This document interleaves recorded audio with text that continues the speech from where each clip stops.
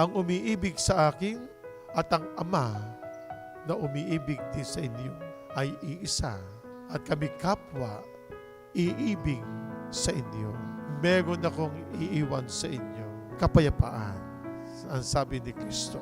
Ang kapayapaang inialok na ang ating Panginoon Jesucristo o iniwan ay yung bang tayo'y sumunod, tanggapin at harapin ang takbo ng buhay.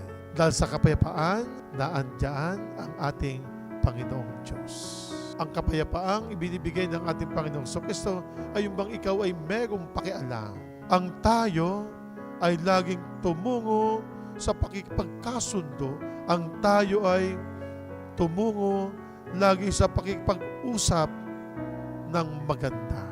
Dahil ang kapayapaan na iniwan ng ating Panginoong Jesucristo ay yung balang araw tayo'y makakarating sa langit na buhay. Isama po natin sa ating mga panalangin ang mga tao na kuminsan, sila po'y nagiging sarado sa kanilang kaisipan. Nawae mahipo ang kanilang kaisipan, ang kanilang kalooban ng ating Panginoong Jesucristo.